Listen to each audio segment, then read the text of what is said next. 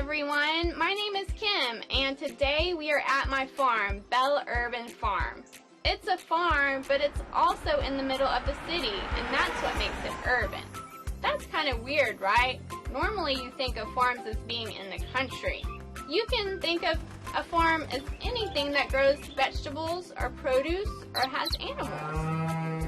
Here we grow tons of beautiful flowers that we make into bouquets to sell, just like this one. We have a farm crew that helps us take care of the garden and produce the flowers and veggies that we sell at the store on our farm.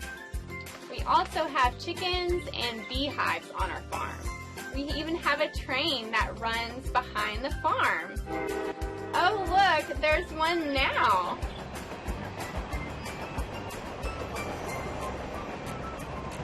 So, I heard you guys wanted to learn about the life cycle of a flower.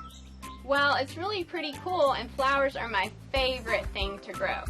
We grow all of the flowers on the farm here from tiny seeds, just like these sunflower seeds. So what we do is we just take one tiny seed and plant it into the soil in containers we call trays. These are some seeds that we started last week.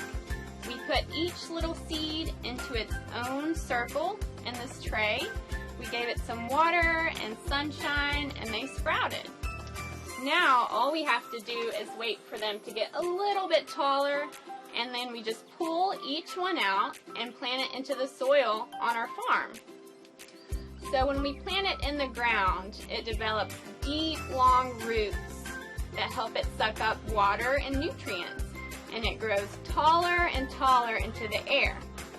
Eventually, these buds open and they blossom into flowers. And each flower produces something called pollen. So what is pollen? Well, basically it's just a tiny dust that all flowers produce. And this helps flower plants to produce seeds and things like vegetables to produce fruit. How does the pollen move from flower to flower? Well, that's where pollinators come in. They help move the pollen from flower to flower so the flower can produce seeds.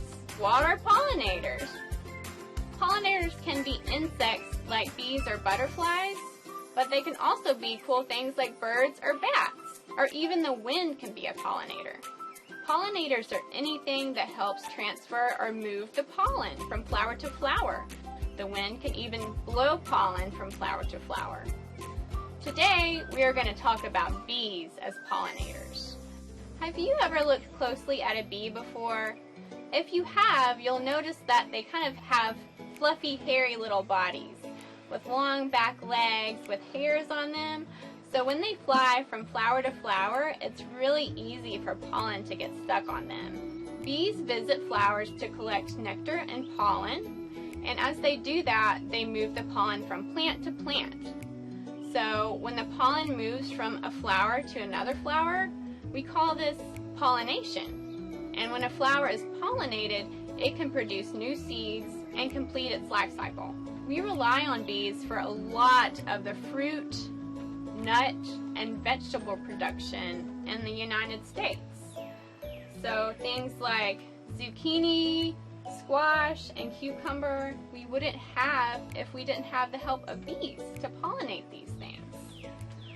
Did you know that even vegetable plants have flowers?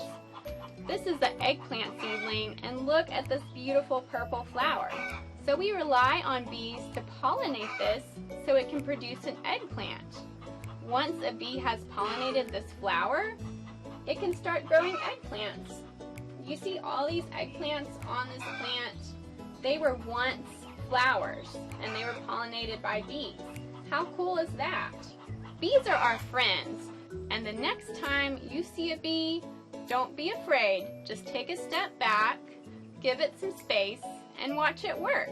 If you look closely, you might be able to see the bee gathering pollen on its hind legs, and you can watch as it transfers that pollen from flower to flower. Thank you so much for visiting me on my farm today. I had so much fun talking about flowers and pollinators. And remember, the next time you see a bee, tell it thank you. Bye guys!